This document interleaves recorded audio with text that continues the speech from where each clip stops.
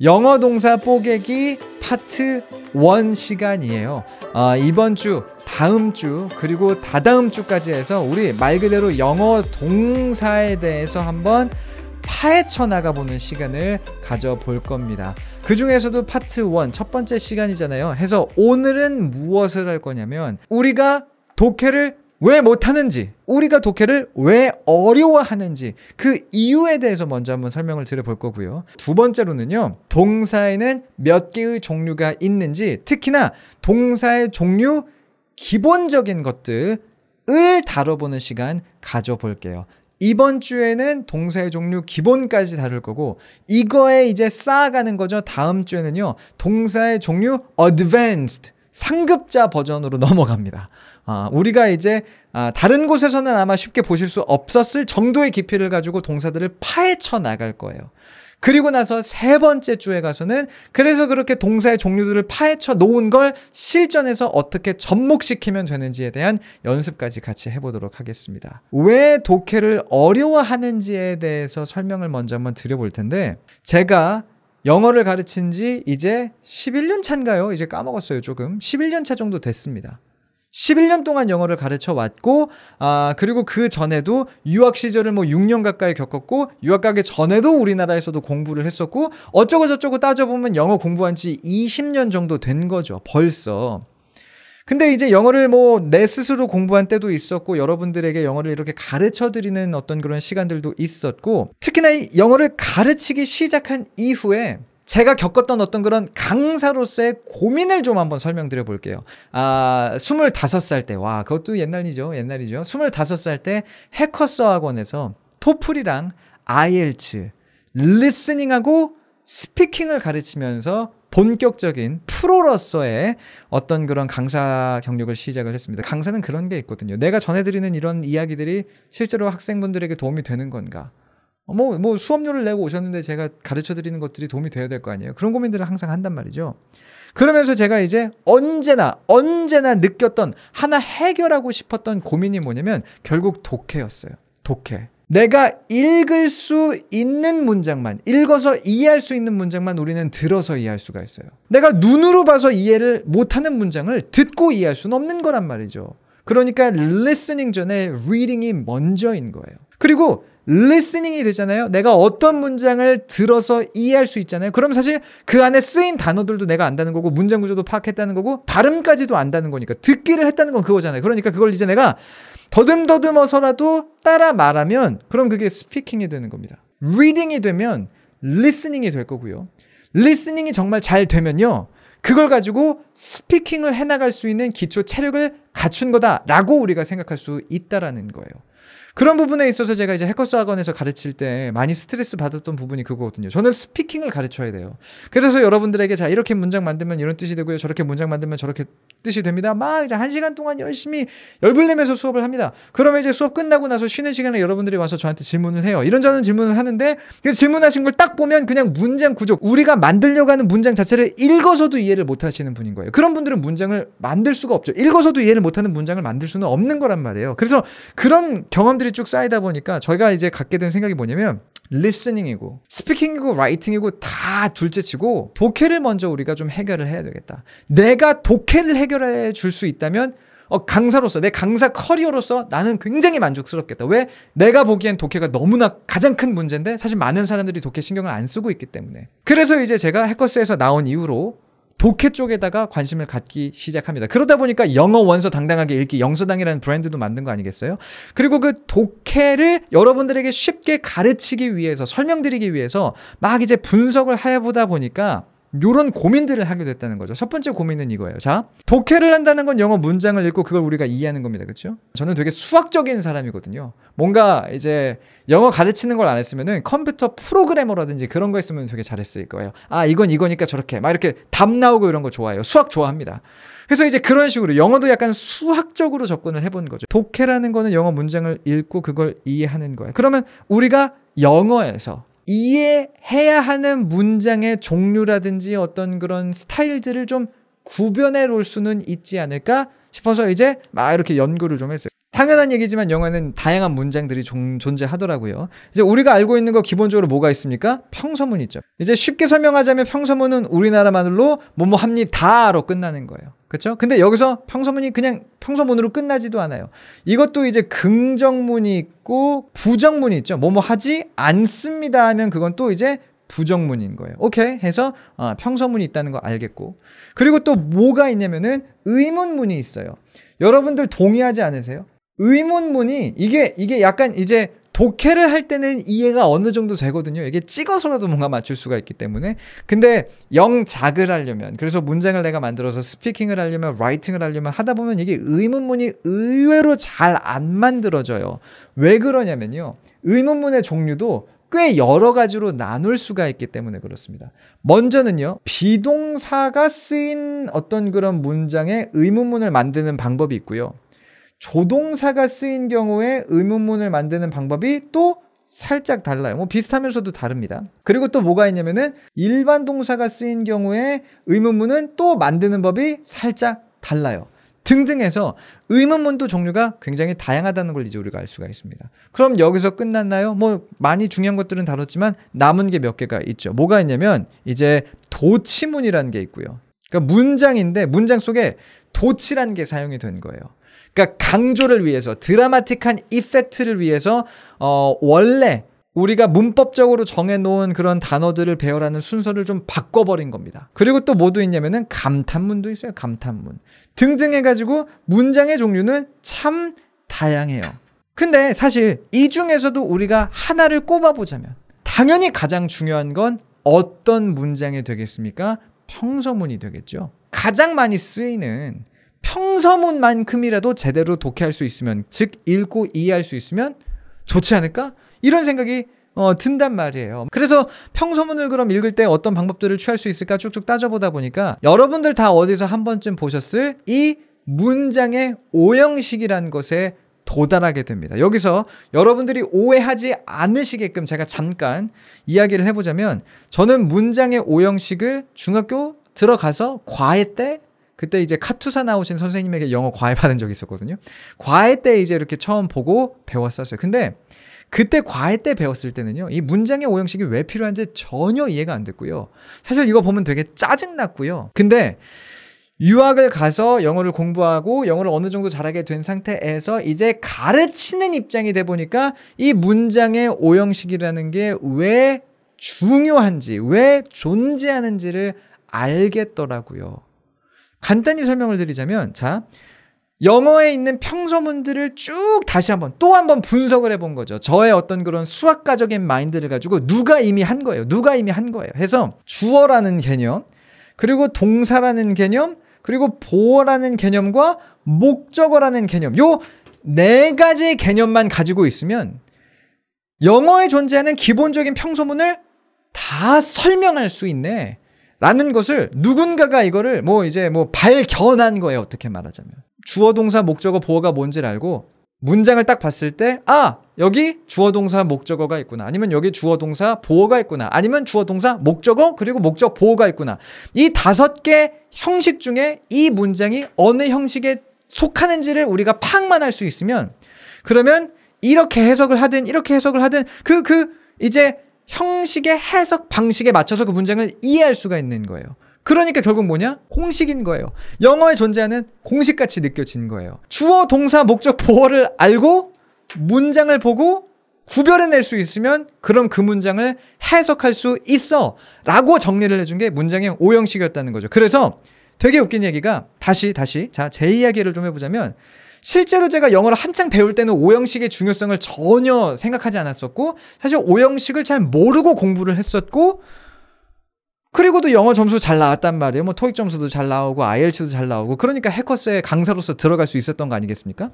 근데 가르치는 입장이 돼 보니까 이 오형식이라는 게 되게 도움이 될 수 있겠네 라는 생각이 들었고, 그리고 또 오형식을 제 스스로 더 공부를 하다 보니까 제 스스로의 어떤 그런 영어에 대한 이해도도 높아지더라고요. 그래서 이 문장의 오형식을 제가 막 이제 예전부터 강조를 많이 했어요. 아까 여러분들이 적어주셨던 것처럼 문장의 오형식 재미없다, 문장의 오형식 이거 막 일본식이다, 문장의 오형식 그거 쓸모없다, 막 이런 의견들이 되게 많아요. 그거에 대해서 저는 다 반박할 수 있겠지만서도 어쨌거나 남들이 뭐라고 하든 저는 이 독해라는 문제점을 해결하는 데 있어서 문장의 오형식이 우리에게 좋은 하나의 공식이 될 수 있구나라는 사실에 꽂혔기 때문에 막 문장의 오형식을 많은 분들에게 설명드렸고 많은 분들이 도움을 받으셨고 그래서 많이 독해 실력이 향상되는 걸 봤어요. 근데 문제가 있는 게 뭐냐면요. 이 주어, 동사, 목적어, 보어 4개의 개념을 잡는 게 너무 어려운 거예요. 주어, 동사는 어렵지 않은데 목적어와 보어, 특히나 이 보어를 그리고 목적 보어를 이해하는 데 있어서 진입장벽이 너무 높더라고요.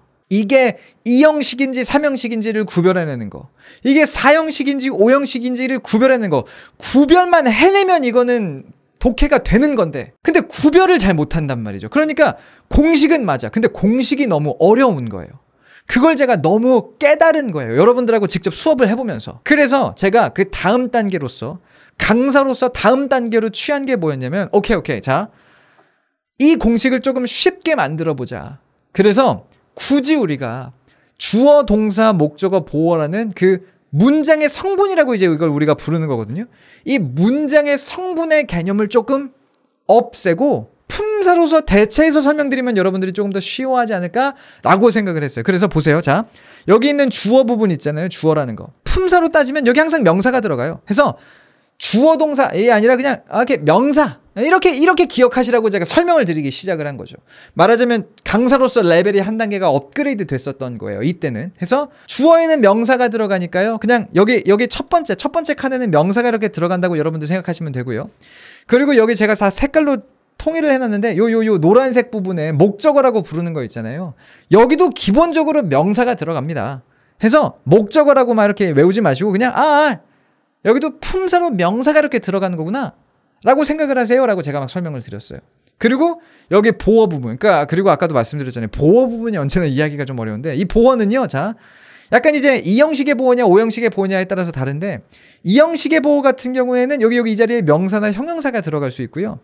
5형식 같은 경우는 명사, 형용사 또는 동사 정도 들어갈 수 있다고 생각하시면 됩니다 라고 문장의 성분 버전이 아니라 품사 버전으로 여러분들에게 문장의 5형식을 풀어서 설명해 드리기 시작했어요. 그리고 실제로 여러분들이 단어의 품사만 100% 파악할 수 있어서 읽고 있는 그 문장에서 이 단어들이 명사, 동사, 명사구나 이런 식으로 품사가 파악되잖아요. 그래서 여기에 그럼 2형식인가 3형식인가 4형식인가 막 이런 데 넣어서 맞춰보기 시작하잖아요. 그러면 해석하는데 또 분명히 도움이 돼요. 근데 이게 문제를 또 완전히 해결해 주지 않더라고요. 왜 그러냐면 여기서부터가 진짜 중요합니다. 여기서부터가 진짜 중요해요. 이 주어 자리에 명사 들어갈 수 있다고 말씀드렸잖아요. 그죠? 그리고 목적어 자리에도 명사가 들어갈 수 있다고 말씀을 드렸잖아요. 그리고 우리 명사라는 게 뭔지 알아요. 그렇죠? 뭐 예를 들어서 이런 거. cup 이렇게 부르는 거. 물건 부르는 거. cup 명사예요. microphone 명사예요. person 명사예요. 뭔가를 부르는 거. 이런 거 다 명사예요. 명사가 뭔 줄 알아. 여기에 뭐 이렇게 주어 자리에 목적어 자리에 명사가 들어가네. 오케이. 이해는 돼요. 근데 실제로 우리가 독해를 하다 보면요. 이 명사라는 게 정말 명사만 있는 게 아니에요. 무슨 말이냐? 자, 들어보세요. 여러분들 영어 공부하다가 어디서 한 번쯤은 들어보셨을 거예요. 명사라는 건 이제 우리가 알아요. 근데 대명사라는 것도 있고요. 그죠? 동명사라는 것도 있어요. 들어보셨죠? 동사 뒤에 ing 붙이는 거. 그리고 투부정사라는 것도 있고요. 명사구라는 것도 있고 명사절이라는 것도 있어요. 자, 지금 제가 적어드린 이 6가지가 아까 우리가 봤던 제가 명사라고 적어놓은 부분에 들어갈 수가 있는 거예요. 그러니까 진짜 명사라는 그 단어만, cup 같은 그런 단어들만, person, dog 이런 단어들만 요 명사 자리에 이렇게 들어갈 수 있으면 너무나 쉬운데 현실 독해를 하다 보면 어떤 일이 일어나냐? 저 명사 자리에 막 투부정사도 들어가고 막 동명사도 들어가고 막 명사구라는 것도 들어가고 난리가 난단 말이에요. 근데 내가 투부정사가 뭔지 몰라. 그리고 지금 당장 여러분들 모르셔도 돼요. 모르셔도 됩니다. 근데 개념을 한번 왜 동사가 중요한지를 지금 설명드리고 있는 거예요. 좀 돌아가긴 하지만 명사고 명사절 막 이런 걸 몰라버리면 맞아 들어가는 공식이 있는데도 그걸 활용할 수가 없는 거죠. 형용사도 마찬가지예요. 명사절 얘기 나왔네요. 명사절도 조금 더 볼까요? 저기제가 명사절이라고 한 칸 적어놨지만 명사절도요 그 종류가 되게 많아요. 접속사에 따라서 엄청 많아요. 그러니까 이게 오케이 여기에 명사 동사 명사 들어가면 이게 삼형식인 줄 알겠어요. 근데 그 명사 자리에 그냥 명사가 들어가는 게 아니라 투부정사 들어가고 그 두 번째 명사에는 명사절 막 대절 들어가고 막 이런 식이 되기 시작하면 이게 뭔데? 이 구별을 여전히 하기가 너무 어렵다는 거죠. 형용사도 마찬가지예요. 아까 보면 이제 막 보어 자리에 형용사 들어갈 수 있습니다. 제가 적어놨잖아요. 그럼 진짜 형용사만 들어가냐? pretty, 뭐 expensive 그런 형용사만 들어가냐? 아니요.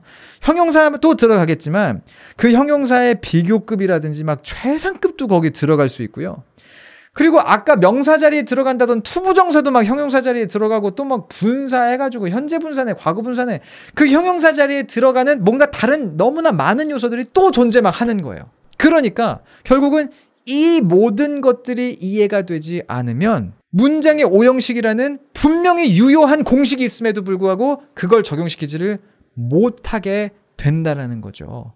간단히 정리를 해보자면 문장의 오형식 지금 우리가 보고 있는 이거 있잖아요. 이 공식대로 독해할 수 있으면 독해돼요. 이 공식은 효과가 있어요. 먹혀요. 유효해요. 근데 이 공식을 우리가 제대로 활용하려면 아까 얘기 나눴던 동명사, 투부정사, 현재분사, 과거분사, 구, 절, 그 절을 만드는 접속사 이런 내용들이 모두 다 따라와줘야 된다는 거예요. 혹시나 지금 문장의 오형식을 내가 알고 있음에도 불구하고 내 독해 실력의 차이가 안 느껴진다고 생각되시는 분들은 말하자면 이 문장의 오형식 공식에 대입해 넣는 걸 잘 못하기 때문에 그런 거예요. 투부정사가 어디서 어떻게 대입될 수 있는지, 동명사가 어디서 어떻게 대입될 수 있는지를 그 연결고리를 못 잡으니까 오형식을 활용하지 못해서 도움을 못 받고 있는 겁니다. 오형식이 틀렸기 때문이 아니에요. 여기까지가 말하자면 김승규 강사로서 한 3.0 버전 정도라고 생각을 먼저 해볼게요. 1.0 버전은 해커스에서 스피킹이랑 리스닝 가르칠 때였고 근데 그걸 가르치다 오히려 리스닝이랑 스피킹을 가르치다 보니까 독해가 너무 중요한 걸 깨달았어요. 그래서 독해를 가르치기 시작했고 그 독해의 가장 중요한 툴 중에 하나로 오형식, 문장의 오형식 성분으로서 주어 동사 목적어 보어로서 독해를 가르치기 시작한 게 이제 저의 2.0 버전이었던 거죠. 근데 그것도 여러분들이 이제 어려워하시는 걸 알아서 그 용어가 너무 어렵다는 걸 알겠어서 그래서 품사로서 약간 버전을 수정했고 품사로서 버전을 수정했는데 근데 그래도 도움이 안 되더라. 왜? 그 밑에 깔려있는 막 이런 투부정사의 뭐네 이런 것들이 또 너무나 여러분들을 헷갈리게 만들기에 그래서 그것까지 설명을 드리기 시작한 게 문장의 오형식 구조를 품사 형태로 바꾸고 그리고 이제 그 각각에 들어갈 수 있는 여러 가지 재료들을 막 제가 자세하게 설명해 드리기 시작한 게 말하자면 저의 3.0 버전인 거예요. 그래서 여기 나와 있는 이 그림도 이해가 되고 여기서 말하는 명사는 진짜 그냥 명사만 말하는 게 아니라 동명사를 말할 수도 있는 거고 투부정사를 말할 수도 있는 거고 명사절을 말할 수도 있는 거고 막 이제 이런 개념들이 따다다닥 머릿속에 들어갔다라고 봤을 때 그러면 이제 독해가 돼야 된단 말이에요. 근데 여전히 다 독해가 안 되는 거예요. 도대체 또 뭐가 문제인 거지? 어디가 부족한 건지 엄청 고민을 하게 됐죠. 그리고 그 고민의 끝에 제가 내린 결론이 뭐냐? 이겁니다. 문제는 결국 동사인 거예요. 문장의 오형식을 알고 품사를 알아도 이 동사에 대한 기본적인 이해가 너무 적은 게 결국에는 우리 발목을 잡더라고요. 자, 설명해 볼게요. 무슨 말이냐? 동사를 제대로 이해하지 못하면요. 우리는 독해를 해나갈 수가 없어요. 예를 한번 보여드리도록 할게요. 동사는요. 문장 구조에 따라서요. 뜻과 해석하는 방법이 바뀌어요. 지금 소영님이 적어주신 것처럼 동사마다 어떤 형식에서 어떤 식솔들을 데리고 다는지 알아야 한다 하더라고요. 바로 그거예요. 무슨 얘기냐? 예를 보여드리도록 할게요. 자, 이 단어 make란 단어 우리 알죠? 여러분들 그냥 댓글 잘 작동하는지 보기 위해서 한번 우리 간단하게 테스트 해볼게요. make의 뜻 뭔가요? 자, 만들다, 이뤄내다, 하게 만들다, 몇 분 다른 거 있네요. 가타님이 되다도 적어줬고 만들어주다라고도 적어주셨어요. 그리고 막 그라우트님 사역동사로도 쓰여요. 좋아요. 근데 기본적으로 우리는 이거 뭐라고 알고 있냐? 만들다라고 알고 있죠. 그래서 쉬우니까 그냥 갈게요. 자, 이런 문장이 있다고 봤을 때 I made a hat. hat 하면 모자니까. 그러면 여기서 made 만들다라고 해석해서 이제 과거니까 만들었다라고 해석해서 나는 만들었다 모자를 요렇게 이제 우리가 이 문장을 해석하게 되잖아요. 그죠? 이건 뭐 전혀 어려운 게 없습니다. 여기서는 대명사가 있었고요. 품사로 그냥 볼게요. 동사가 나왔죠. 그리고 관사가 있었지만 관사 무시하고 그냥 이걸 이렇게 묶어가지고 여기 또 한 번 명사가 나왔어요. 그렇죠? 대명사는 그냥 명사 안에 속하는 애니까 얘는 명사, 동사, 명사 나와서 우리가 흔히 오형식 구조로 불렀을 때 삼형식이라고 부르는 그렇죠? 주어는 목적어를 동사하다 이렇게 해석되는 친구였습니다. 그죠? 근데 얘는 어때요? 중간에 명사가 하나 더 들어갔어요. 그러니까 명사, 동사, 명사, 명사 말하자면 사형식이 된 거죠. 이때는요. 아까 가타님이 적어주셨어요. 이 made가 단순히 만들다가 아니라 만들어 주다란 뜻이 돼요. 만들다와 만들어 주다는 분명히 다른 뜻이에요. 비슷한 거 알아요. 비슷한 거 압니다. 아예 그거 두 개 뭐 만들다나 만들어 주다나 뭐 비슷한 거 그거 뭐 그렇게 신경 써야 돼? 이런 데서 디테일을 놓치기 시작하면 제대로 된 독해를 못하는 거예요. 자, 똑같은 made인데 차이가 뭐냐면 그냥 명사가 두 개 들어간 거밖에 없거든요. 아까는 여기는 만들었다였고요. 그렇죠? 여기는 만들어 줬다가 되는 거예요. 나는 수잔에게 모자를 만들어 줬다는 겁니다. 만들었다와 만들어 줬다는 기본적으로 같은 뜻이 아니라는 거죠. 그럼 여기서 자 지금 이게 얘가 너무 쉬워서 그런데 좀 이따 또 얘가 있거든요. 먼저 한번 제가 드리고자 하는 말을 파악해 보세요. 제가 여기서 보여드리고 싶은 건 이거예요. 이미 make 같은 동사는 여러분들이 잘 아시니까 이런 실수가 없는데 다른 동사들도 삼형식일 때는 이런 뜻, 사형식일 때는 저런 뜻으로 뜻이 다른 아니면 이형식일 때는 이 뜻, 오형식일 때는 저 뜻 이런 식으로 뒤에 명사가 나왔는지 또는 명사가 두 개 나왔는지 아니면 뒤에 형용사가 나왔는지 명사 다음에 형용사가 나왔는지 등등에 따라서 동사의 의미가 해석하는 방식이 바뀐다는 거죠. 이거를 신경 안 쓰고 그냥 make는 만들다라는 뜻으로만 여러분들이 계속 make를 해석하게 되면 쓰여진 문장의 제대로 된 뜻과 내가 이해하는 뜻에 조그마한큼씩의 어떤 그런 오해들이 쌓이기 시작해요. 그러면 그게 나중에 가서 읽었는데 무슨 말이야 라는 느낌을 우리에게 주게 되는 거예요. accept 이 동사 accept 이것도 많은 분들이 아마 아시는 동사일 거예요. 이 동사의 뜻 뭐예요? 받아들이다. 그죠? 어떻게나 이렇게 다 통일해서 그 뜻을 알고 있는지 이게 우리가 다 비슷한 그 어떤 단어책 막 수거책 이런 걸로 외워서 그런 것 같아요. accept 1번 뜻으로 보면 받아들이다가 나와요. 그래서 이런 문장을 보면 I accepted his gift 이런 문장을 보면 그러니까 받아들이다로 해석하면 돼요. 나는 받아들였다 그의 선물을 이렇게 해석됩니다. 그렇죠? 어렵지 않죠? 문장의 구조로 한번 따져볼게요. I는 대명사 명사고요. 그렇죠? 명사고요. 주어였어요. 얘 동사였고요. 그죠? His gift도 한 덩어리로 그냥 묶을게요. 한 덩어리로 묶으면 그럼 이제 뭐가 되냐면 얘도 결국은 명사 덩어리가 됩니다. 그의 선물이라는 선물을 말하니까 그렇죠? 나는 그의 선물을 받아들였다. 그러니까 의역하면 받다가 되는데 받은 것과 받아들인 거는 약간 달라요.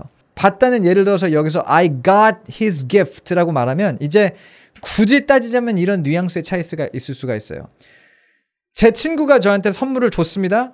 그러니까 예를 들어서 선물을 저한테 약간 이렇게 건네줬어요. 그래서 제가 그거를 건네받았어요. 그러니까 물리적으로 제가 받은 거, 제가 손에 잡은 거, 그거를 I got his gift라고 말을 하는 거예요. 근데 받고 나서 야, 이 선물 너무 부담스러운 것 같아. 돌려줄 수 있잖아요.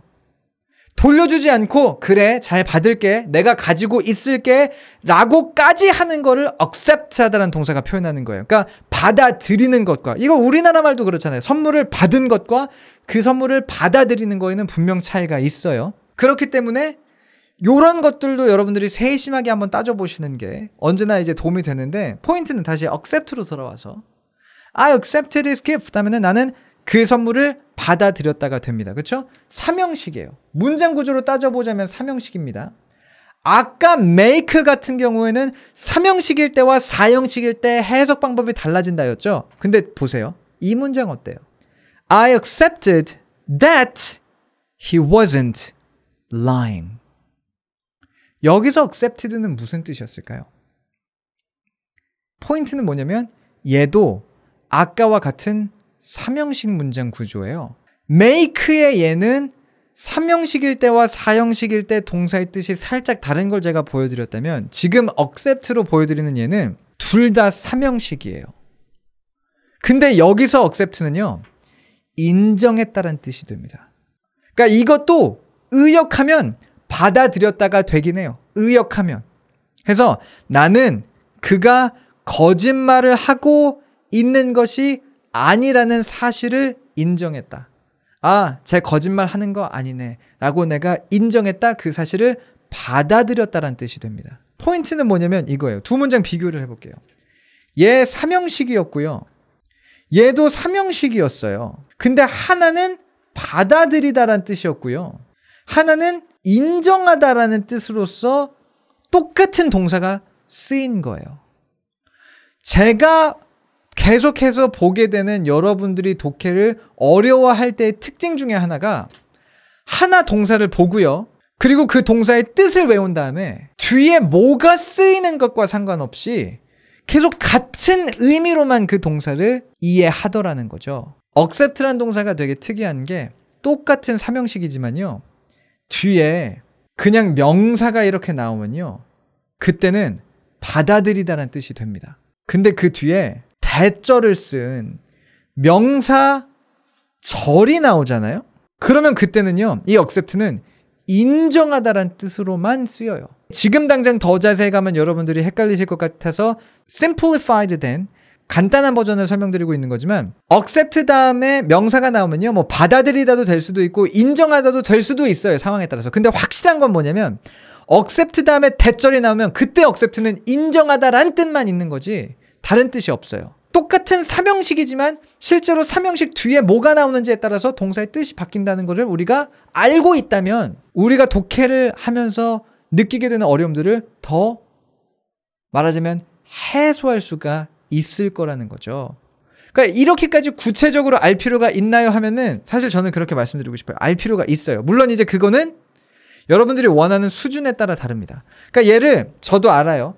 얘를 그냥 받아들이다라고 해석해도 말은 되죠. 난 그가 거짓말을 하고 있지 않다고 받아들였어. 원래 accept가 받아들이다라는 뜻이니까. 그리고 우리나라 말에서도 받아들이다가 이제 인정하다 정도의 의미를 갖기 때문에 이런 식으로 의역을 해도 틀린 건 아니에요. 근데 포인트는 뭐다? 우리가 여기서 여러분들이 봐주셨으면 하는 건 뭐다?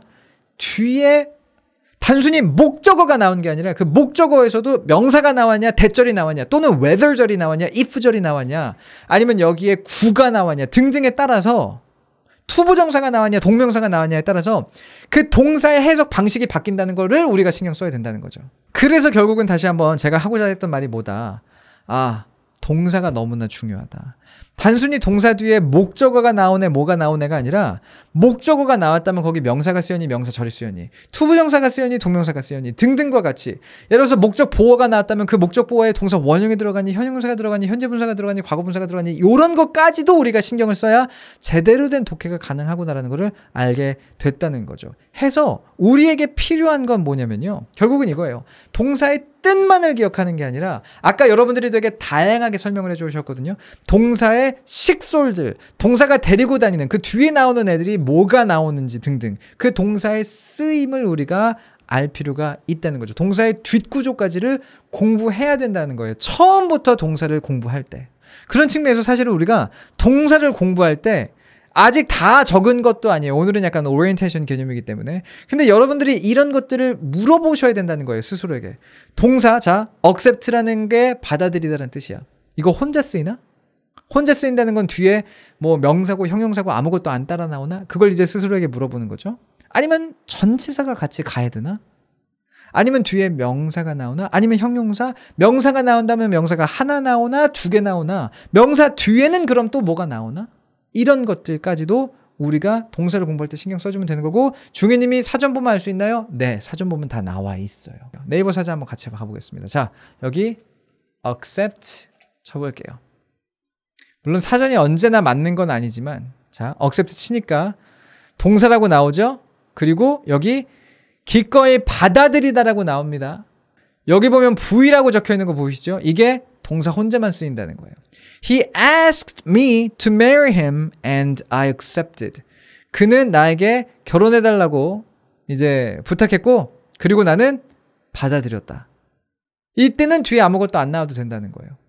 그리고는 여기 뭐라고 나옵니까? VN이라고 나오죠. 이거는 이제 뒤에 명사 accept our sincere apologies. apologies 하면은 사과라는 뜻의 명사니까 이렇게 뒤에 명사가 나와서도 받아들이다라는 뜻이 될 수 있습니다 라고 적어준 거죠. 그리고 쭉 볼게요.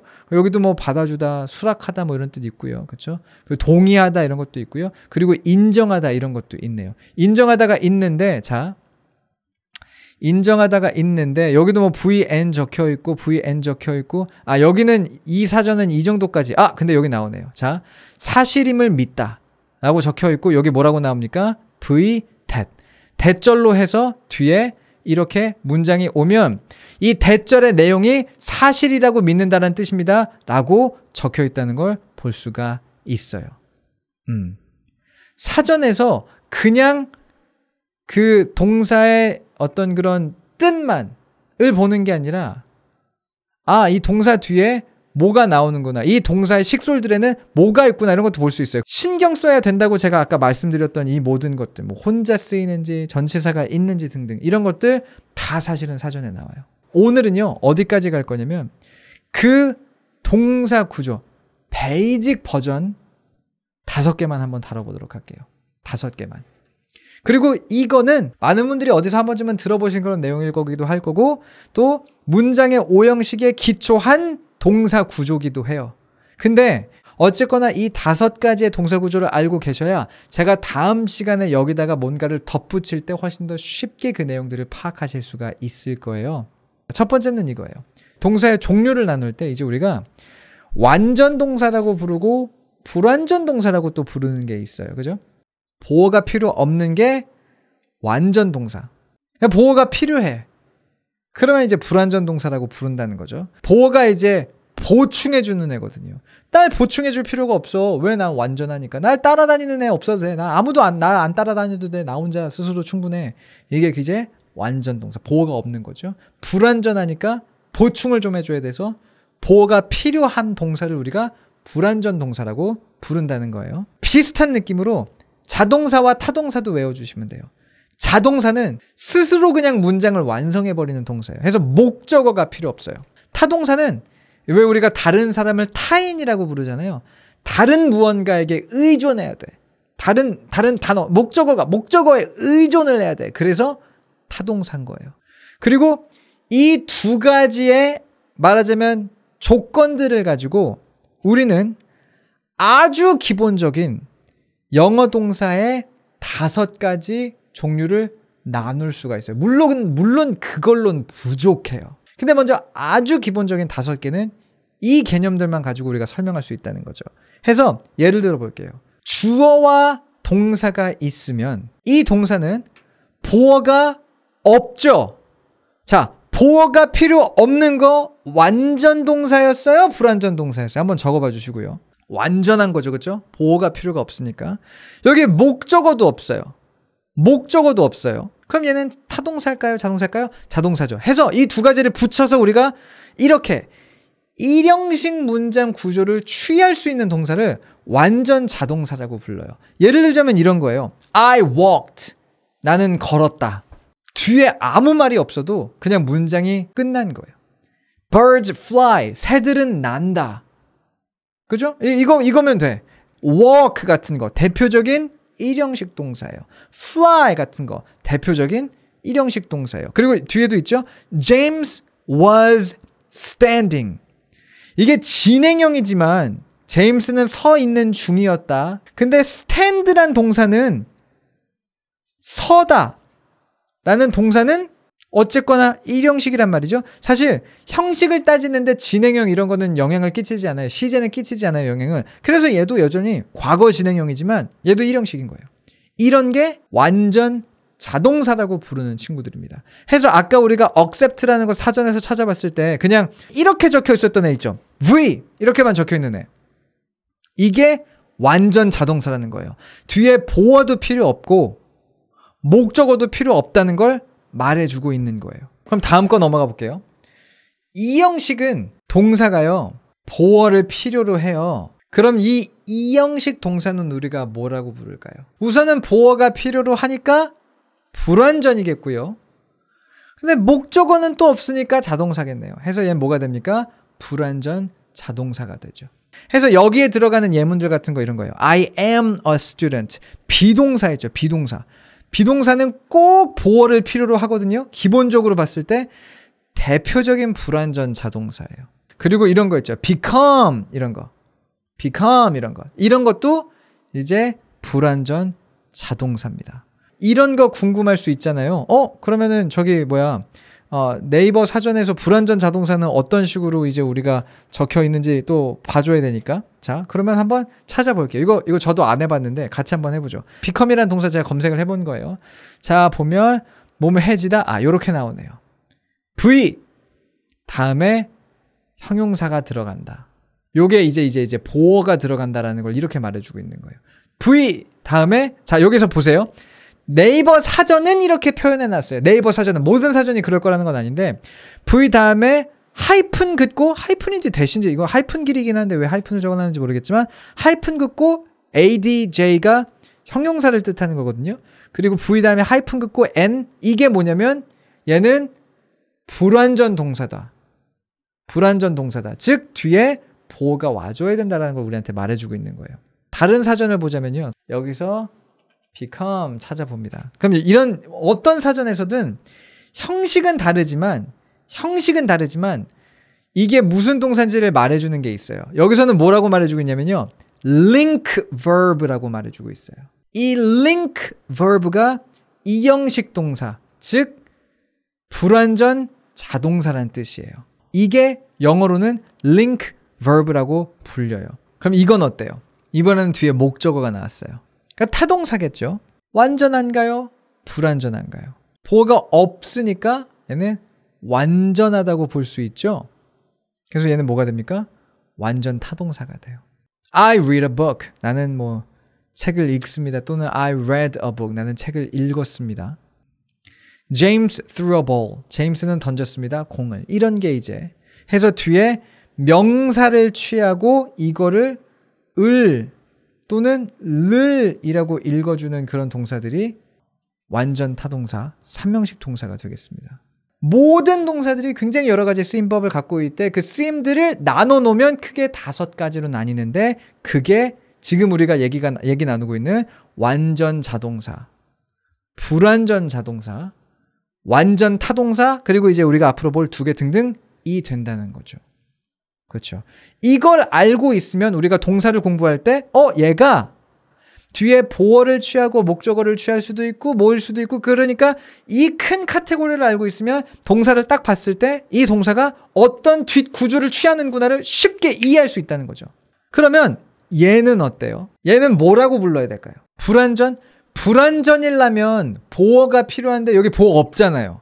그럼 얘는 완전이에요. 그죠? 보어가 없으니까 완전이에요. 보어 없어도 완벽하니까. 근데 얘는 목적어가 2개네. 그렇죠? 그래서 얘를 이제 우리가 완전 타타동사라고 부를 거냐. 근데 그건 너무나 이제 너무나 멋이 없다고 생각했는지 보통 문법 책들, 문법을 다루는 어떤 그런 곳에서는 수여동사라고 불러요. 이렇게 목적어가 2개 쓰이면 보통 동사가 아까 우리 예문으로도 봤지만 뭐뭐 해 주다 이런 식으로 이렇게 쓰이기 때문에 맞아요. 그래서 이런 거 James gave John a gift. 제임스는 줬어요. 존에게 선물을 이렇게.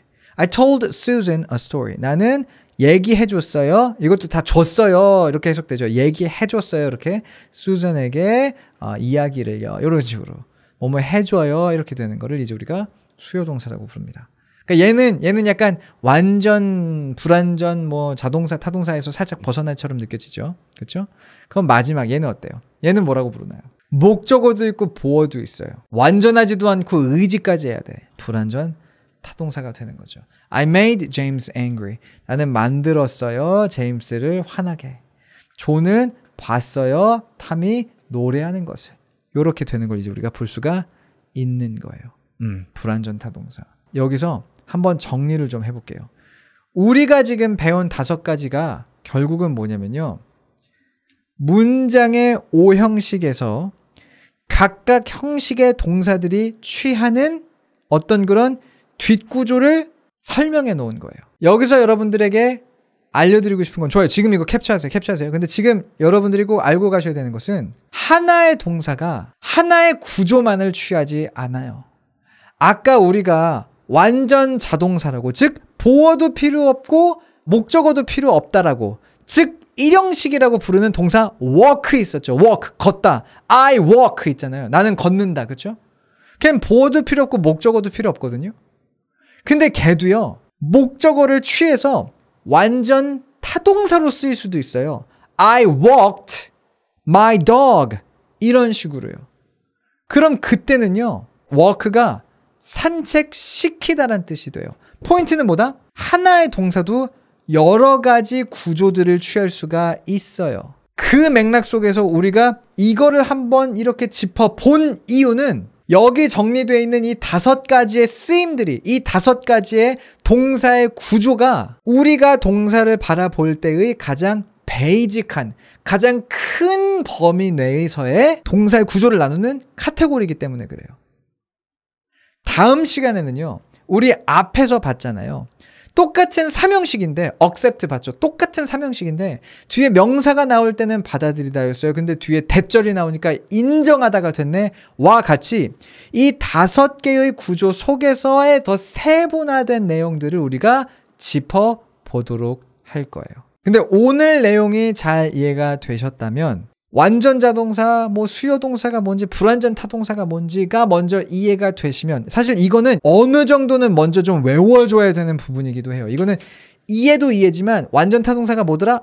오형식의 동사였지? 뭐 이런 식의 약간 외워주는 게 필요하기는 해요. 이건 말 그대로 이제 이 위에 뭔가를 쌓아 올리기 위해 필요한 기초 체력 같은 거여가지고, 기초 체력은 뭐니 해도 무조건 많이 달리고 그냥 이제 윗몸 일으키기 많이 하고 하면 느는 것처럼 이제 요 정도는 약간 외워줘야 되는 부분이기도 해요. 근데 지금 우리가 살펴본 이 5개의 동사 구조가 문장의 오형식의 구조이기도 하지만 또한 영어에 존재하는 모든 동사의 기본 구조이기도 해요.